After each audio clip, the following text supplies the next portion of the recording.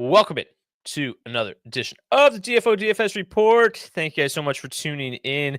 Zach, we are live on time today, only because I pushed the show back 15 minutes. Decided to go to the grocery store right before the show, and it was extremely busy, and I had to push the show back a few minutes. Thank you for tuning in to another edition of DFO DFS Reports. It is weird. My whole week kind of revolves around the DFO DFS Report. Like, now that we've done 2 shows in the last couple days, it feels like it's Tuesday. It's a very weird Friday. Like, I'm excited for this weekend to try to kind of get back into the swing of normal life again. You know, the holidays are great, but it's nice to kind of feel normal again. So today is 100% Friday. So that means no show tomorrow or Sunday. We'll be back regularly scheduled on Monday. So let's get into it. We have a really nice looking 5-game slate tonight. Some pretty interesting spots. Zach, your Edmonton Oilers are on the slate tonight, and we talked a little bit pre-show about just how much you're in love with them. So it's going to be a while before we get to that game. Hopefully you can hold your horses until we get to that part of the show. Let's start with the goalies, though. Projecting to see Spencer Knight for the Florida Panthers tonight. Sergei Bobrovsky got the start last night, faced like 38 shots or something like that. So I doubt he goes back-to-back tonight. Tristan Jarry gets the nod for the Pittsburgh Penguins. The Blues, front end of a back-to-back for them. Head coach Jim Montgomery did not announce who would get the start.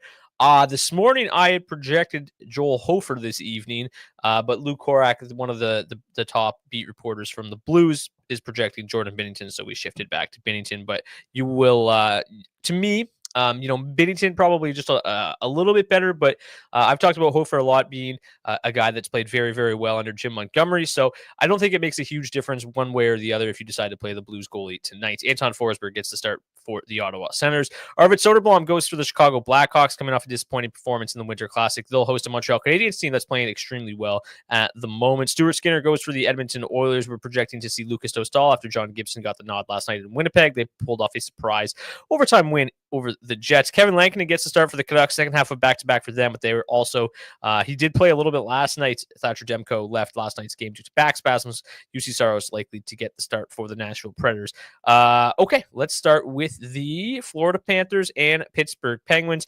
The Florida Panthers are minus 201 home favorites, 3.5 implied total, 2.5 implied total for the Pittsburgh Penguins. A little surprised by this line, to be honest with you. The Penguins haven't been playing that great. They haven't been playing that poorly either. The Panthers, on the other hand, can't seem to score. Offensively, they've been struggling. This is the second half of a back-to-back. I was a little surprised at this line. It's come down a little bit, but still to be minus 200 favorites on home ice on a back-to-back. A little surprised. I thought that line was a little inflated, but Florida, hopefully the sports books are right, because Florida grades out tremendously well on the charts tonight. We will just, not bury the lead here. Florida 1 and Florida 2 graded out as the 2 best lines to target this evening for us, which is interesting because they are seeing some ownership, 11.3% on the top line, 8.9% on the second line, but it's a lot less than what's coming in on like the Florida or the Edmonton Oilers and the Nashville Predators. So the Panthers do look like a little bit of a different spot for the charts tonight, and they grade out tremendously well. The top line expected to see a lot of the Sidney Crosby line. Excellent matchup for them. The second line expected to see a lot more of the Evgeny Malkin line.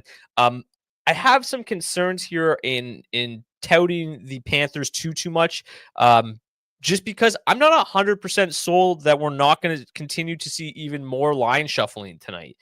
Again, just 1 goal last night against the Hurricanes. This is an offense that's still just, they've been shuffling, trying to find something, and they can't seem to land on the right combination right now. So I don't want to talk too much about lines specifically, but I do have interest in the Panthers as a whole. But I'm going to kind of take a wait and see approach until warm-up start to see where I'm going to land exactly with this Florida Panthers lineup. Zach, what are you doing with the Panthers tonight?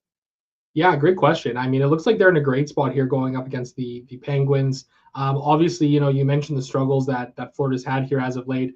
1.7 goals per hour over their last 10 games, which is really kind of weird to see from this team here. It does feel like it might be a little bit of a get right spot here for them too. You take a look at the defensive metrics of that top 6 there for the Pittsburgh Penguins, and their top 9 as a whole, really, and it's pretty rough. So I've got interest in the Panthers, but I do agree with you that I'm taking a little bit of a wait and see approach they'll probably be some of the last lineups that I build tonight will include the Panthers for my 20 max, just to make sure that I have as much time as I can to really see what these lines do look like. If they are as currently constructed, I've got interest in both of these lines. Obviously, you take a look at the numbers for Florida 2 there, and the numbers are really, really solid, even if these guys haven't necessarily been the greatest as of late here. Matthew Tkachuk is still chugging along well offensively here, 1.3 goals per hour over his last 20 games. But it's dropped off here for Sam Bennett, only scoring 0.7 per hour. And he's not really putting up a whole lot of assists either. So, it's kind of an interesting spot here for the Panthers. I'm curious to see what happens. I think I'd like Florida 2 a lot more if Carter Verhaeghe was up there on that line. I think it kind of goes without saying he's a real strong addition to that duo there. The problem with that is then it starts to get really, really expensive for that line, given that Verhaeghe's $7,100 versus Luosterainen, who's only $2,800. So if you are building around the Panthers tonight, kind of do what I'm doing is my suggestion here, and try to wait as close to lock as you can until we get confirmation on what these lines really are going to look like tonight. We have a little bit of insight here. 5 minutes ago, Paul Maurice met with the media. It is going to be Spencer Knight in between the pipes. No other lineup changes. Doesn't necessarily mean no line shuffling, but no lineup changes expected. No new personnel coming into the lineup. So, like I said, we're going to have to operate the way that we've got it at the moment. But again, just be prepared to shuffle around. These two teams did meet in... what was it? Early December, 5-4 win for the Pittsburgh Penguins that night. Matthew Tkachuk had 2 goals, 2 assists, 7 shots on goal. Really carried the way for the Florida Panthers. Scoring was pretty spread out for the Pittsburgh side of things that night. Yes, the Penguins won 5-4 that night. I still have a hard time having a lot of interest in the Pittsburgh Penguins tonight, because that top line's really the only one that's chugging along right now, and it's just a really difficult matchup against the Barkov line tonight. I will probably sprinkle them in. They do grade out pretty well. They're seeing 8.7% ownership. I'll probably come in close to that, maybe 5-10%. I don't have a ton of interest. They're very expensive. They've cooled off, right? They were running super hot. They've cooled off a little bit, and this is a bit of a difficult matchup. But second half of back-to-back, Spencer Knight hasn't necessarily been super, super sharp. Although Spencer Knight, home and road splits are pretty drastic this year. He's been much better on home ice. So, maybe he has a good game tonight. So I'll probably sprinkle Pittsburgh 1 in. Pittsburgh 1, or Florida 1 and Florida 2 both look outstanding this evening. In terms of the power play in this game, also, doesn't look great for the Florida Panthers side of things. That power play has been struggling a bit. That's been a big part of the reason why that offense as a whole has struggled as of late. 24th ranked power play over their last 10 games. The Penguins on the other side, really, really good on the power play as of late. Number 2 going up against the 25th ranked PK. So they actually have the number 1 power play advantage on the slate tonight, which is pretty interesting for the Pittsburgh Penguins. Zach, are you going to buy into the Pittsburgh Penguins tonight at all? Yeah, I think I am. I've got some interest in them. 5-on-5, it's obviously not a great matchup here for them, but those power play numbers are really, really interesting for me. The one thing that's kind of shitty, I guess, about this Penguins power play is who they have as the quarterback right now. Matt Grzelcyk is their power play quarterback for some reason. I'm not entirely sure why that's the case. Nonetheless, that's what they're doing. So I suppose he's an okay value at $3,500. He's got 1.8 points per hour over his last 20 games. So putting up a little bit of offense there, I don't entirely hate that. I also don't necessarily feel the greatest about that. He's not really been known as an offensive type of defenseman over the course of his career. Nonetheless, I've got some interest in Pittsburgh 1. I think I'll probably end up meeting them at or around the field here tonight. I think that's a fair number in my 20 max.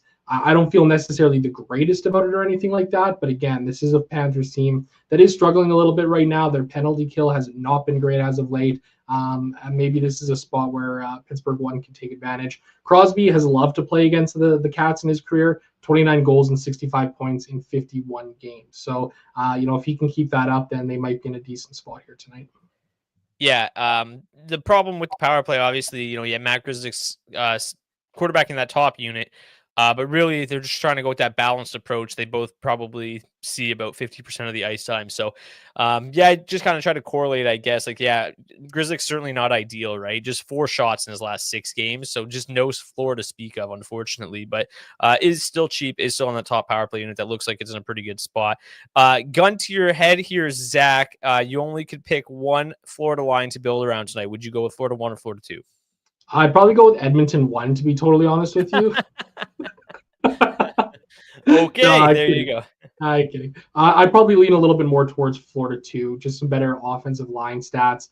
If they are currently constructed as is, you also get some more salary relief there too, which is nice with Luosterainen on a full stack.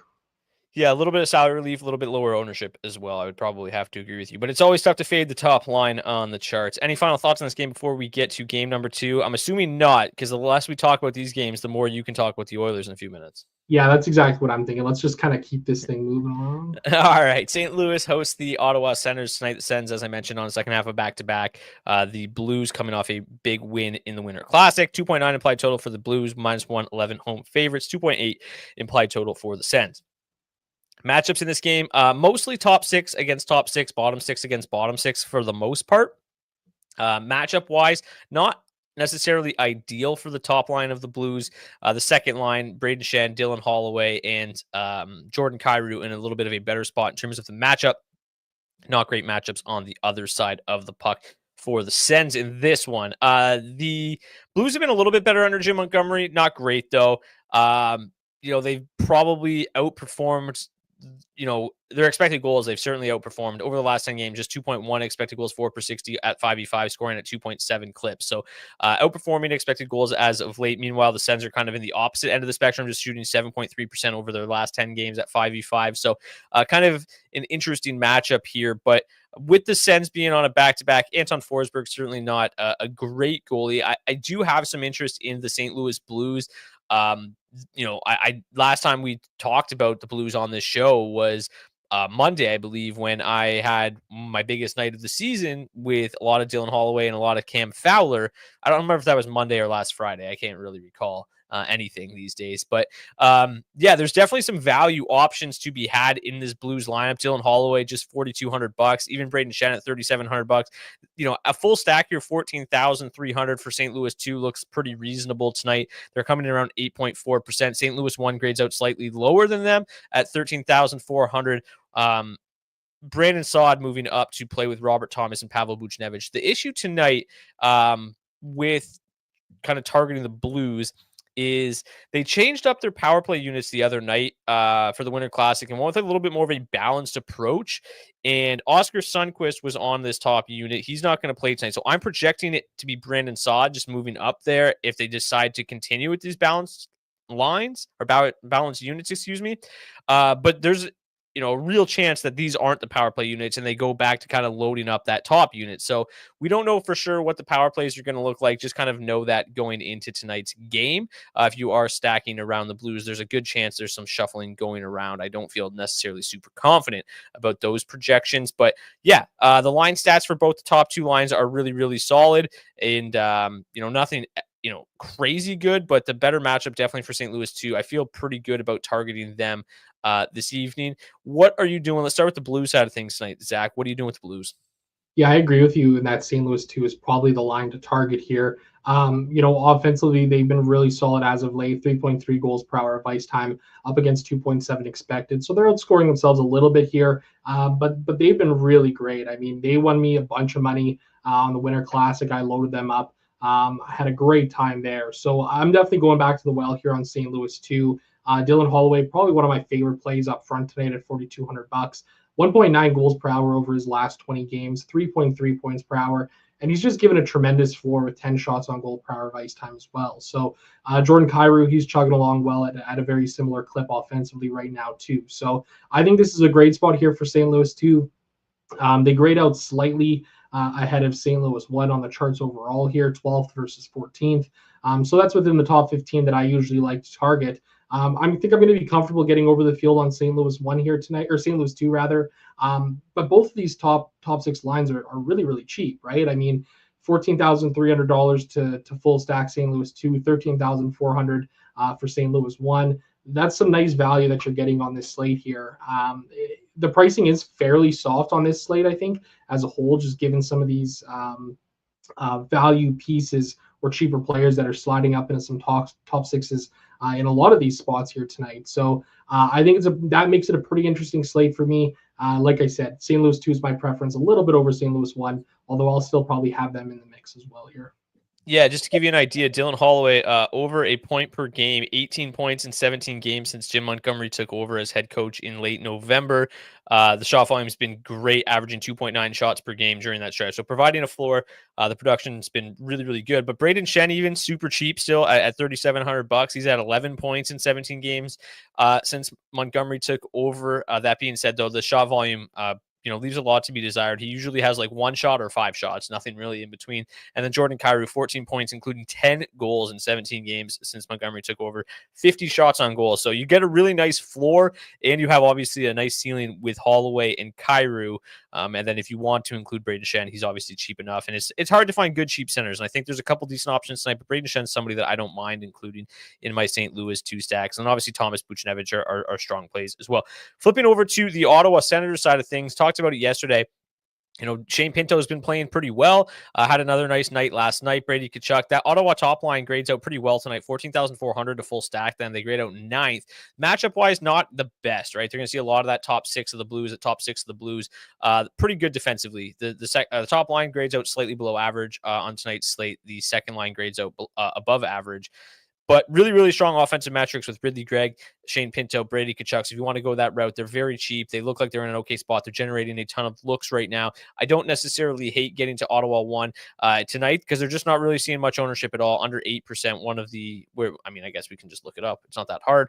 The 12th highest owned line on the slate this evening. So decent contrarian option tonight. I think, one of the lower owned lines in my top 10 here this evening. Ottawa 2, we talked about playing, maybe a little Stützle, Drake Batherson mini stack last night. They're still very affordable, $6,500 for Stützle, Batherson $5,800. They're seeing basically no ownership, 3%, very, very low owned option there. Their matchup is, basically the same. They're going to see a little bit more of the third line of the Blues, and the third line of Blues really strong offensive or defensive numbers, excuse me. So not great matchups, overall here from the Ottawa Senators side of things. The Blues as a whole, just 2.03 goals, expected goals against per 60 over their last 10 games. So they've been really, really solid at 5v5. But the power play looks okay for the Sens tonight, as the Blues are the 31st ranked PK over their last 10 games. And the Senators coming at 14th best power play. So the second best power play advantage tonight for the Sens. So that's why I don't necessarily mind getting to them a little bit. Super low ownership on the Sens tonight. You've got Tkachuk and by himself in the top unit. Then you've got Stützle, Batherson there together. So to me, I lean a little bit more towards that Stützle-Batherson combination, but I still don't mind getting to a little bit of that Ottawa top line. What do you think you're doing with the Sens this evening?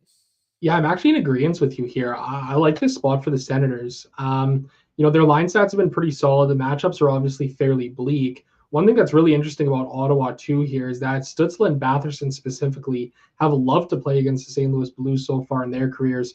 Stützle in 7 games played, he's got 7 goals and 12 points, averaging 17 DraftKings points per game.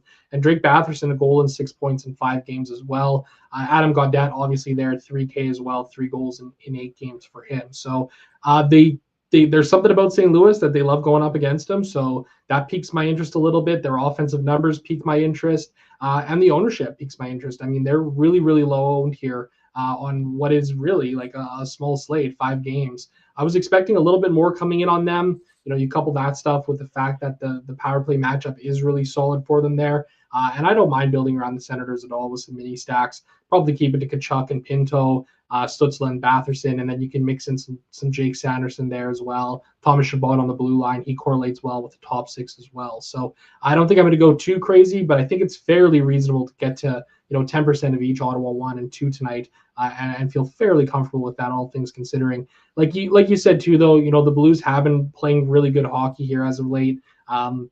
The defensive metrics have been really strong, but you know what? That penalty kill, man, that's an interesting spot there where the Blues are a little bit weaker. So they are fairly disciplined, only shorthanded 2.6 times per game over the last 10. But I like rolling the dice here with the Sens a little bit.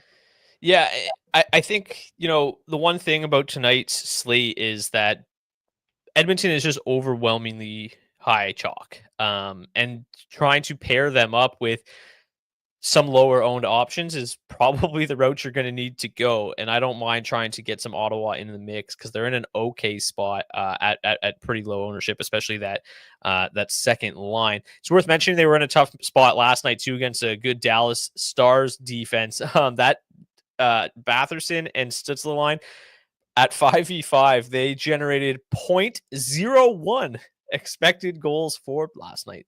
So really, really atrocious night. The top line was definitely the best of the bunch. Ridley Gregg led the way with 0.7 expected goals for, Kachuk 0.4, and then Pinto 0.15. They didn't really generate a whole lot as a team last night, but the top line did lead the way, if that helps you tonight at all. The Blues in the power play tonight, their power play continues to struggle. They just don't even get any opportunities, to be honest with you. 2.3 power plays per game is crazy, in a bit of a tough spot. So probably a game that, isn't going to garner a ton of ownership. Probably a game that's not going to be crazy high scoring, but there are some nice value pieces to be had in this game. Okay, Chicago and Montreal. The Chicago Blackhawks are an absolute shit show right now. Over their last 10 games, they have 2.7 expected goals against per 60 at 5v5, which isn't horrendous, but the fact that they've given up 4.4 goals against per 60 over their last 10 games at 5v5 is insane. Getting an 84% save percentage at 5v5. Then you got the Canadians coming in, playing their best hockey of the season, generating 2.63 expected goals for per 60 at 5v5. That's the highest on the entire slate tonight. They've scored 3.5 goals for per 60 at 5v5 as of late. So, if you just take a look at the raw numbers from a team perspective, this looks like an overwhelming 5v5 mismatch tonight, which is a little surprising when talking about the Montreal Canadiens, but they've really figured something out at 5v5, and then you've got this Chicago team just absolutely, just can't defend anybody. So obviously good matchups across the board here for the Montreal Canadiens, reasonable matchups for the Blackhawks, but you take a look at the Blackhawks offensive metrics and it's just like, who really cares what their matchups look like? They are just lifeless. The Connor Bedard line does nothing. Nobody on this team really seems to do much of anything. So I personally won't be playing any Chicago tonight. I just can't really justify it. And I will turn my attention to Montreal. But it is worth mentioning that Chicago is garnering a healthy amount of ownership on that top line. Bertuzzi at $3,300, Bedard at $7K, and Ilya Mikheyev at $2,500, projected for 12.8% ownership, the fourth highest on the slate. They are just 12,800, so you can kind of see why people are getting there. I'm probably just staying away because it's hard to justify it. The power play looks, terrible. It's not a great matchup tonight. The 5v5 matchup is okay, but not great. And their offensive metrics are atrocious. So most of my interest coming in on the Montreal side of things tonight. Basically, all three lines are playable, in my opinion. All three have good matchups. All three have their kind of, their perks. The top line obviously seems to have the highest upside. They grade out 11th best or 7,800. Not seeing that much ownership for as good as this matchup is, but they are fairly expensive. Then you've got, Newhook, who's really started to find his offensive game as of late. Kirby Dach going up against his brother tonight, who's going to make his NHL debut on the Blackhawks side of things. A little bit of a narrative there. He's been playing a little bit better. Obviously, the team that drafted him, so you got that narrative.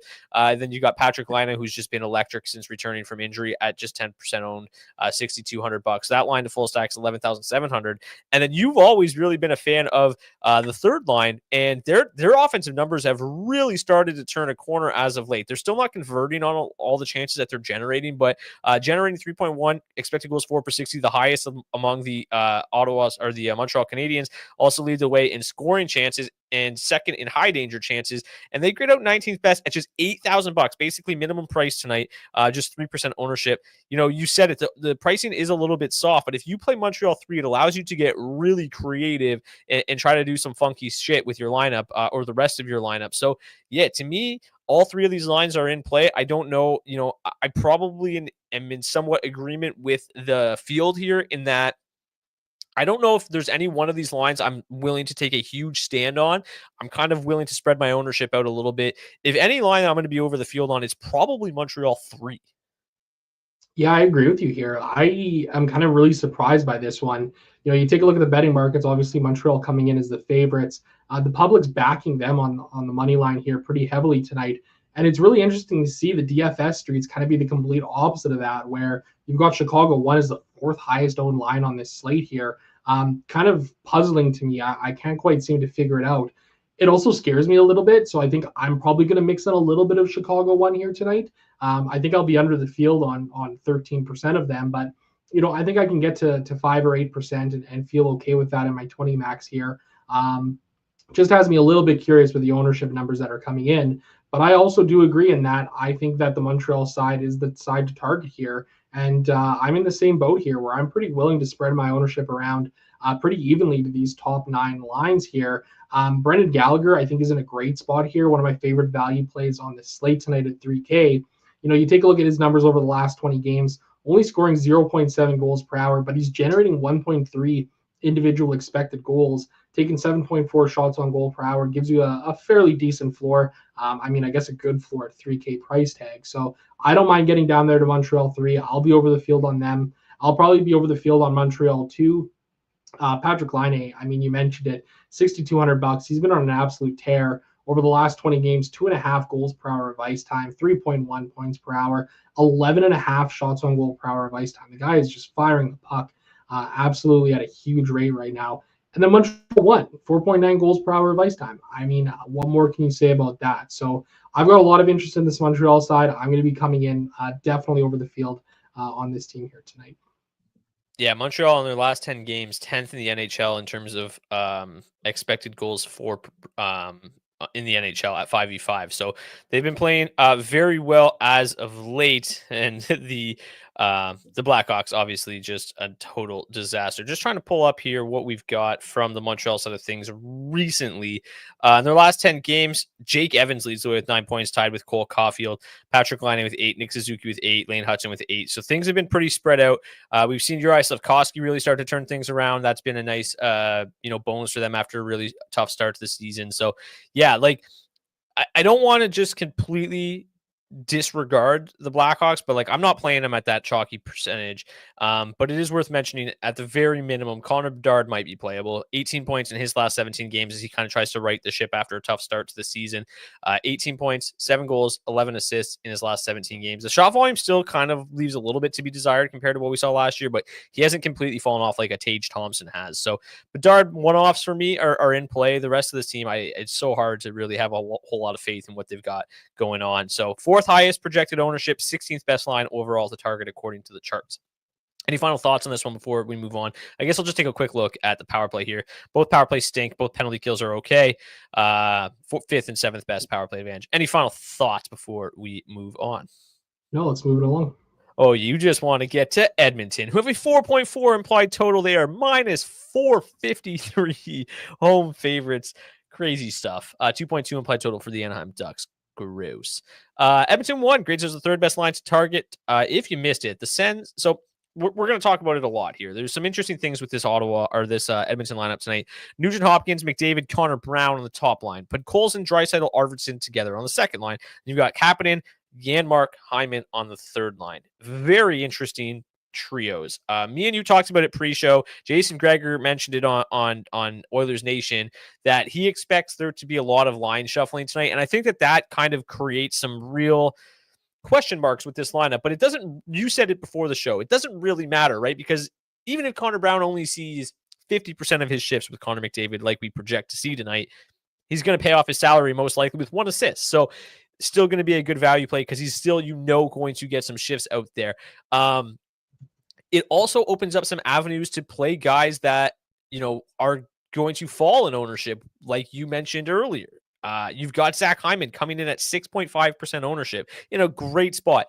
If after the first period they don't score a goal and they shift things around and Hyman's back up with McDavid, he's still on that top power play unit. Now you've got Hyman in an unbelievable spot at unbelievable ownership. So the avenues to build around the Oilers tonight are very intriguing. You've got the top line grading out 3rd best overall at 17,700. You've got the second line grading out at 15,400. They've been awesome. Podkolzin, Arvidsson, Leon have been great. The matchups here are insane. It's the highest paced game of the night. The McDavid line has the number 1 matchup. Come on. How can you not be all in on Connor McDavid at 100% matchup score? I don't know if that's ever been the case. The question I have for you is is it going to be a vintage Connor McDavid game tonight without Zach Hyman on his wing, without,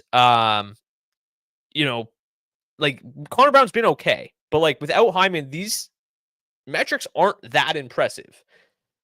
Do you just Yeah, say it's a great. who really cares because like they're $17,000 now?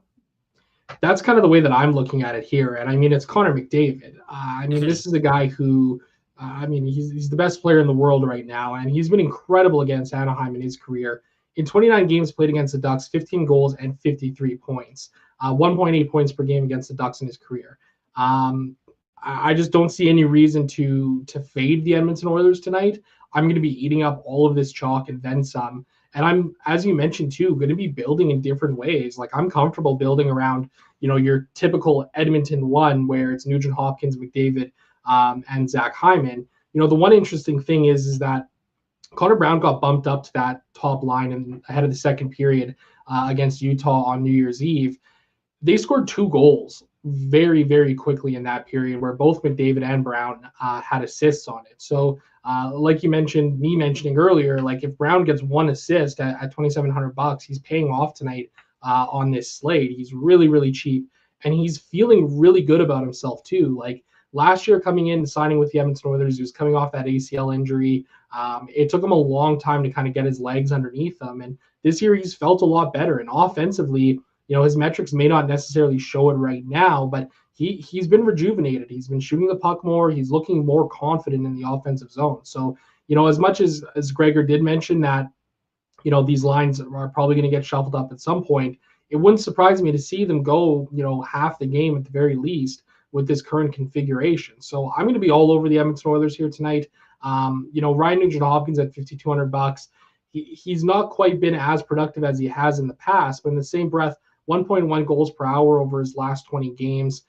He's not shooting the puck a whole lot. That's kind of the one issue there with Nuge. But yeah, man, like I'm really, really comfortable building around this team. And I kind of got a crazy build for a DFO head-to-head here where I'm essentially onslaughting the Edmonton Oilers and building a really nice lineup around them with some of these other lower-owned value plays that are on this slate tonight. So I'm probably not building around like Edmonton 3 as it's built right now with Kapanen, Janmark, and Hyman. If you want to get really crazy, I suppose you could mix in a mini stack of Hyman and Kapanen or Hyman and Janmark. Kapanen and Janmark have both been looking good as of late. They don't really do a ton out there offensively. So, yeah, I've got a lot of interest here in the Edmonton Oilers. And I think, as I mentioned again, too, like building around Hyman and Edmonton 1, I don't think is a terrible way to go here, especially because you're correlating them on the top power play unit as well. Well, and then you've got, quickly, when this line was put together, as you mentioned last game, Nuge, McDavid, Brown, only about 6 minutes together, they were capable or able to generate 4 scoring chances in 6 minutes. So they're going to be productive no matter what and very, very cheap. But Edmonton 2, we know, like, I feel like Edmonton 1 is a little bit of an unknown in like how long it's going to last. But like Edmonton 2's been together for a while now. Like they were together before Arvidsson got hurt. Arvidsson comes back, they put them right back together. Like they obviously love the look of this line with Leon Draisaitl, Victor Arvidsson, and Vasily Podkolzin, and the metrics back it up. They've been outstanding. And honestly, they're probably due for a little bit more production. And yes, the McDavid line has the number 1 matchup on the slate, but we're splitting hairs here. Edmonton 2's matchup nearly as good. The offensive metrics are actually, maybe a little bit better. They look like they're in a great spot. $15,400. I mean, full stacking this line is just too easy tonight. Both lines as a whole, McDavid and Draisaitl are outrageously chalky at 31 and 27% owned. But the line stacks, to full stack them is about 17%. So it's not crazy high on a 5-game slate. And I have no problem getting over the field for both of these lines. But Edmonton 2, is definitely interesting. Leon's prices actually finally started to come up a little bit, almost $9,000, which is a lot more what you would expect given how well he's played as of late. So I love the look of both these lines. The power play also in a good spot tonight. 6th best power play in the NHL. Bit of a difficult matchup here. The Ducks PK has actually been fairly solid, but still a power play that you'd expect to eat this evening. Do you have interest in the Ducks at all? They've obviously kind of, coming off a big win last night against the Winnipeg Jets, it was a bit fortunate. Like they didn't really do a whole heck of a lot, but the offense has perked up a little bit. They're coming off a win against the Edmonton Oilers just a few days ago, 5-3 on home ice. Then they beat the New Jersey Devils. Now they've beat the Winnipeg Jets. 3 straight wins for this Duck team against 3 of the best teams in the league. Are you buying in at all, or is this kind of where the wheels fall off? The Oilers are kind of looking to avenge their death from the other night, back to back, going into Edmonton. What's the weather like there? That's the real question. You got a California team that was in Winnipeg, going from Winnipeg to Edmonton. If it's barely cold, that's tough conditions. It's cold as shit out here, man. It's really cold right now. I can't imagine that it was very warm in Winnipeg either. So no. Some pretty tough travel conditions on a back-to-back, going from an iceberg to an iceberg. But I mean, we talked about they were Anaheim 3 yesterday. I've got them listed as Anaheim 2 tonight. Their metrics are outstanding still. Fairly decent night last night. They didn't do anything. They didn't get on the score sheet, but analytically they looked okay. Not seeing a whole lot of ownership. I don't mind getting back to them tonight at 5% perhaps, just to dart throws, and they allow you to get kind of freaky with your lineup, similar to a Montreal 3. But yeah, don't buy into the charts too much here. They're not an elite play, I don't think, but they look okay. They're playing a shitload of ice time at very, very cheap price. They've been pretty solid floors as well. Anaheim 1 had a solid night last night. Basically, when I play them, they suck. When I don't play them, they're good. So I'm not playing them too much tonight, which means they'll probably have a good night. What are you doing with the Ducks tonight against your Oilers? Yeah, I got a little bit of interest in them. I'm not going to say it's a ton or anything like that, but I think I'm comfortable sprinkling them in a little bit in my 20 max. If you look at the numbers over the last 3 years when the Oilers have hosted the Ducks, Anaheim's come here 6 times. The Edmonton Oilers have won 5 of those games. They've outscored the Ducks 36-15 in those games, with 6-1, 8-2, 6-0, 7-3, and 6-5 wins. Even in the game that the Oilers lost, it was still a 4-3 game. So these have been really high-scoring affairs as of late here. So there's certainly a path for the Ducks to get on the board here tonight. You mentioned too, they're coming in pretty hot right now over these last 3 games, and their metrics over the last 10 games aren't totally terrible offensively either. 2.6 goals per hour of ice time. Defensively, they're still a little bit of a mess. Their power play is doing sweet fuck all out there right now, and the Oilers' penalty kill has been really good. So I wouldn't be building around the Ducks' power play or anything like that here. But I think if you're doing a 20 max, I don't mind sprinkling in 5-10% Anaheim 1 and Anaheim 2, and hoping that this is a game that turns into one of those 6-5 kind of track meets. And there's definitely a path forward here tonight. Sweet fuck all. That is a great way to put the 32nd ranked penalty or power play over their last 10 games. Any final thoughts here? How much Hyman are you getting to tonight? I think he's so interesting. I think he's got slate breaking ability at 6.5%. Like if he goes out there and scores 2 power play goals, he's like one of the guys that I'm going to kind of plant my flag on tonight and say, like, either one, these line combos don't last, or 2, he's just still in that elite top power play unit. Yeah, like I'm going to be well over the field if he's coming in at 6.5%. I mean, it wouldn't surprise me to see this ownership bump up a little closer towards lock. But I mean, you look at Hyman's last 20 games here, averaging 19 minutes per night, 2.1 goals per hour of ice time, 2.9 points, 9.6 shots on goal. Like all of these concerns that left him off of the Four Nations Canada roster of, oh, he's not scoring and rah. He's put it all to bed because he's been absolutely excellent here as of late, broken nose and all. So yeah, I'll be well over the field on Hyman and this power play unit building around them too, and mixing in the defensemen as well. And I think that's a really interesting thing that's probably worth noting here too. Like Ekholm, Bouchard, Nurse, these guys have all offensively been contributing for the Oilers this season in a big way. So I don't mind mixing those guys in as well. Obviously, the top pairing, Ekholm and Bouchard, correlate best with Edmonton 1. Nurse in the second pair correlate better with Edmonton 2. Yeah, and I think at this point, if you get left off of any Team Canada roster, it probably means you're good. Yeah. Jesus. Nashville and Vancouver. Boy, that was depressing last night. Speaking of depressing, this game looks pretty depressing as well. Vancouver, no Thatcher Demko. Back-to-back, the Predators coming to town. Decent matchups for the Vancouver side of things, not so much on the Nashville side. This game is largely pretty gross looking to me. Like I wanted to back, actually I didn't want to back. I did back Vancouver 1 last night. They did about as much as the Anaheim power play does on a night-to-night basis. They still grade out really well tonight. The matchup is pretty reasonable. 56.4. Their offensive metrics are outstanding. They grade out 5th best, 11% ownership. So people are definitely getting to them. The same can be said about Nashville 1. They're projected to be 15% owned. Going to be one of the higher owned lines on the slate tonight. 18,800. They continue to play pretty well. Still very affordable. $5,700 for Stamkos, $5,900 for Marcia. So $7,200 for Phil Forsberg. Has he scored yet? Like, he hasn't scored in ages, right? Or did he finally get on the board? No, Nope, still zero. hasn't scored. Yeah, No still goals in his last. He hasn't scored since November 25th, the day Jim Montgomery was hired in St. Louis. 13 assists, no goals in his last 16 games. That is unbelievable. 50 shots on goal without a goal. That's insane. But yeah, like, this game, to me, I don't love it, right? Like, the Predators on the power play don't look great. The Predators matchups at 5v5 don't look all that strong. With Kevin Lankinen getting the start, like, I guess the reason to have interest in the Canuck or in the Predators tonight is that the Canucks blue line still without Quinn Hughes. That blue line looks pretty gross for the most part. So yeah, like, I'll probably buy in on a little bit of Nashville. We always talk about them having pretty reasonable value options as well.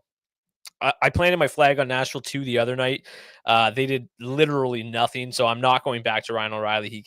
He's dead to me at this point after the performance the other night. Then we've got that third line. Novak, Evangelista specifically are always guys that pique our interest a little bit. Always super cheap, always super low owned.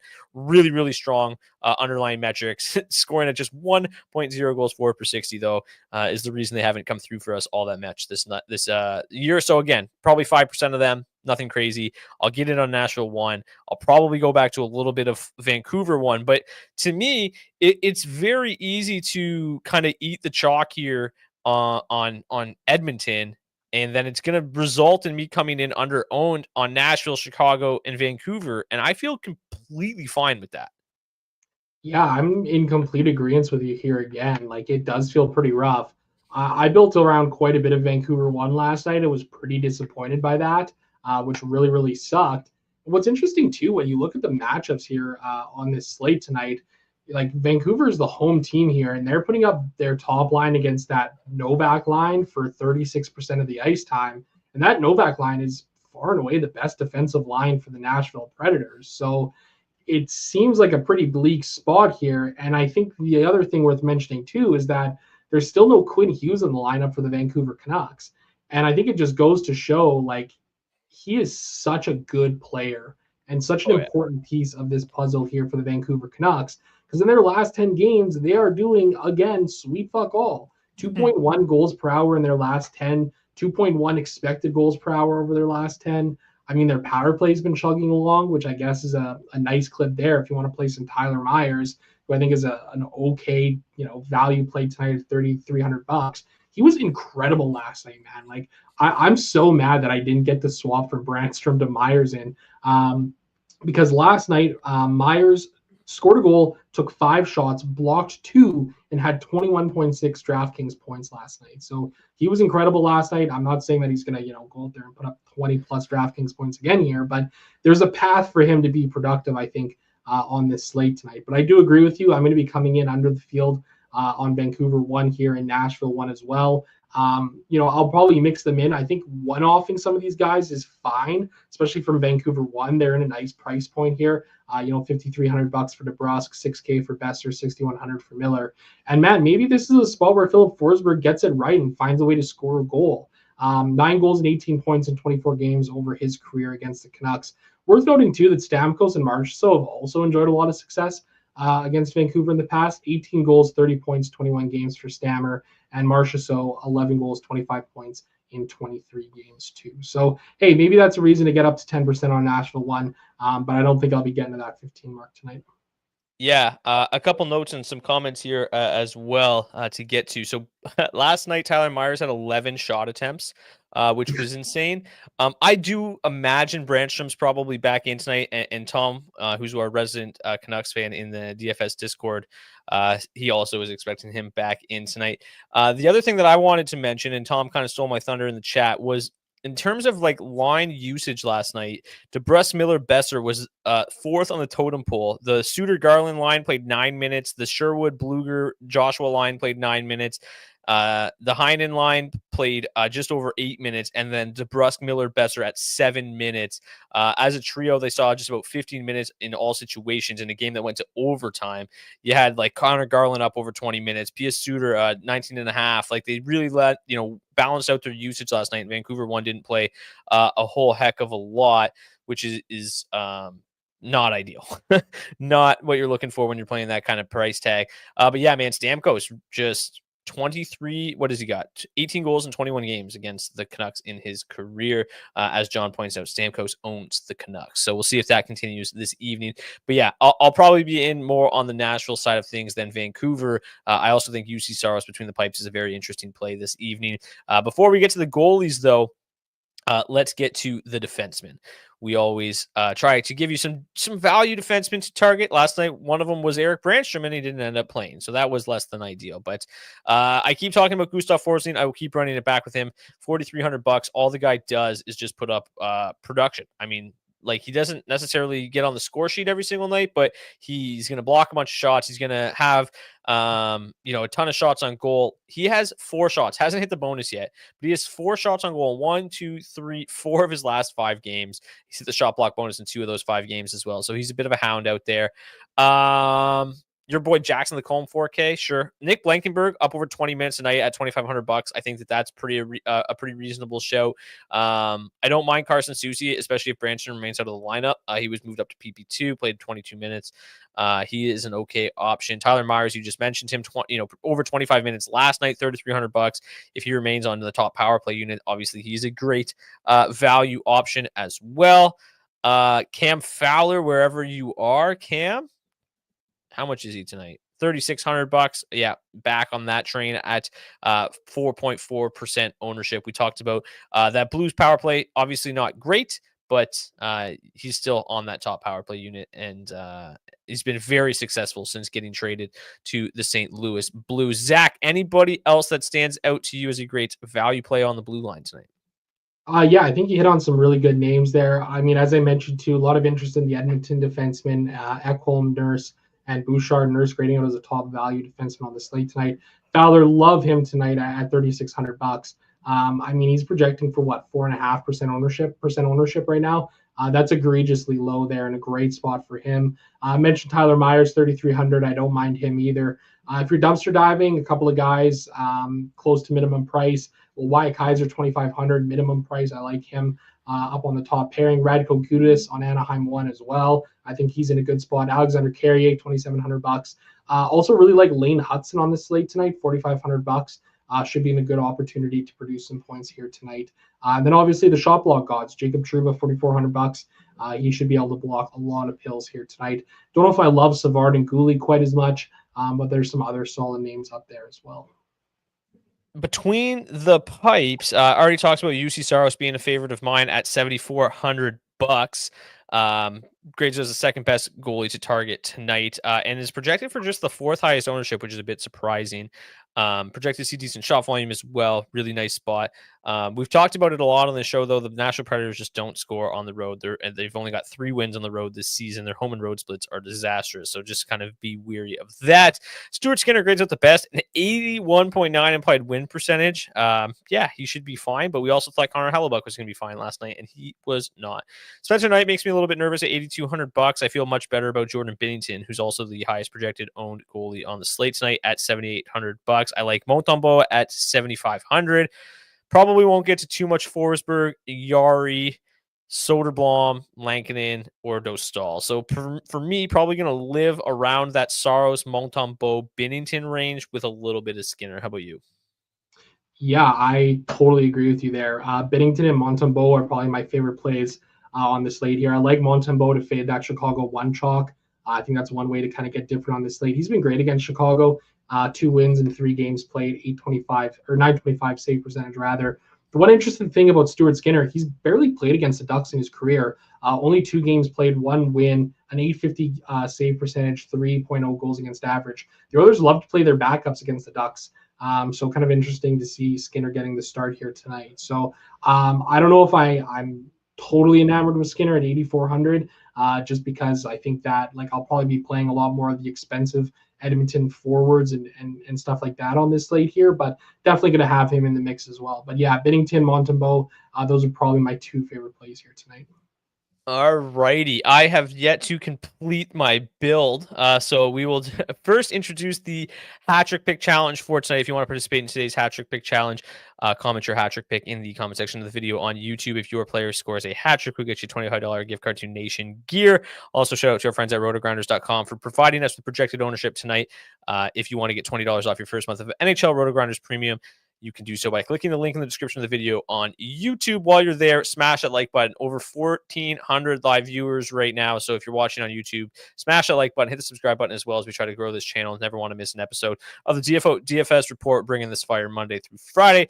Zach, we will get to your lineup first here since I still have not completed mine.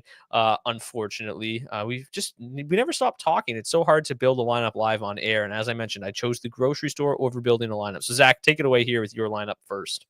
Yeah, so as I mentioned, going with the Edmonton Oilers onslaught here. So building around Connor McDavid, Leon Draisaitl, Victor Arvidsson, and Connor Brown. You got Ryan Nugent-Hopkins in there as well. I did leave off Vasily Podkolzin, even though I do like him on this slate here tonight too. The reason that I left them off is so that I could get a couple of other pretty interesting value options here. Dylan Holloway and Cam Fowler. You get some correlation there with them at 5-on-5. And both have just been absolutely red hot here as of late. Lane Hudson at 4,500. I really like him as a value option on this slate here tonight. I think he's a solid play. And then UC Saros in the crease for me at $7,400. You know, the idea that I had with this was trying to build a real GPP lineup that also gets you different. I think that this lineup would fit that bill. You know, it is fairly chalky, 124% total ownership here on the slate. But again, when you look at the likes of Cam Fowler at 4.4%, Lane Hudson projecting for 1.5%, I think those are some interesting ways to get yourself different here on this slate, and one way that you can kind of try and attack some of these big fields that we see out there tonight. Brock, did I buy you enough time, or do you still need another moment here? Yeah, still waiting here. If you want to build your hat trick pick first, that would be great. Running out of time here, though, am I not? You're running out of time a little bit here, but I think there's a couple of interesting names here for the hat trick pick challenge. You know, for me, I think I'm going to go with Leon Draisaitl, though. You know, I love the Edmonton Oilers here tonight in this spot. Draisaitl's had a lot of scoring success against the Ducks in his career. 26 goals and 48 points in 34 games played. So Draisaitl is a guy, obviously, who can score 5-on-5, who can score on the power play, gives you a lot of different options for him to be able to put the puck in the net. And I also think it's worth noting, too, that Edmonton's power play is starting to really click here as of late. 6th-ranked power play over the last 10 games of the NHL. 3rd best matchup there tonight. You know, the Anaheim Ducks shorthanded 2.9 times per game over their last 10. So I think the Edmonton Oilers are in a great spot here, as I mentioned earlier. And we were kind of joking about this on the pre-show talk we had too today. Like, is this the day to go 100% Edmonton? Because I'm honestly kind of tempted to do it in my 20 max here tonight, or just be incredibly over the field. There's an NFL content creator who used to do videos the last couple of years, and in his previews of the slates, he'd always jokingly say, you know, 150 Josh Allen stacks and the 150 max, just because of his ability to break NFL slates. And it kind of feels like I'm tempted to do that here with the Edmonton Oilers tonight. John in the chat asking Connor Brown or Arvidsson last man in. For me, I'm going to go with Victor Arvidsson here. Since he's come back from injury, he looks like the Victor Arvidsson of old when he was back with the LA Kings. What is it here? 6 games since he's returned from injury, 2 goals, 4 points, 16 shots on goal, averaging 9.4 DraftKings points per game. So I think Arvidsson's in a great spot here tonight. He's also enjoyed going up against the Ducks in his career, obviously having spent a lot of time with the Kings. He has played 20 games against the Ducks in his career, scoring 8 goals and 19 points. So another great option there too. And again, tons of shot volume from him over his last 20, 11.4 shots on goal per hour. Brock, am I getting you there? Do you still need another minute? No, that was just real professional stuff there. Oh. Not professional stuff for me. We got the grainy looking image here. I left like $9,000 on the table here, but I went with Leon Draisaitl, Connor McDavid, Evan Bouchard stack on the blue line or on the power play there. I went with a little bit of Montreal 3, Gallagher and Anderson, and then went with a little bit of St. Louis 2 with Holloway, Shen.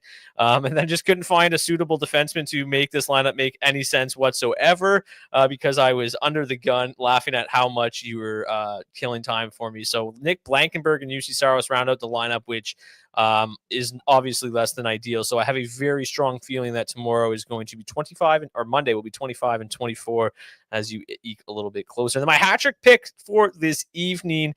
Oh boy, you went with Leon Draisaitl, huh? I'm gonna go with Zach Hyman. I got a weird feeling about him at 6% tonight. I think something's gonna click this evening. A really, really good matchup. And it's not like Edmonton 3 is the worst line ever, right? Like it's not the best line ever, but would be hilarious if they end up just nuking the slate this evening. So I'm gonna go Zach Hyman, $6,900. Nice, 6.5% ownership. Best of luck tonight. Again, please smash that like button if you could. Really helps us grow the show. And then, Brock, who would you pick? Connor Brown or Arvidsson? I agree with the Arvidsson pick as well. He's just got a little bit of a safer floor, and I wouldn't be shocked if Connor Brown plays like 10 minutes tonight. Wouldn't surprise me one bit. So I feel a little bit more secure about the Arvidsson play.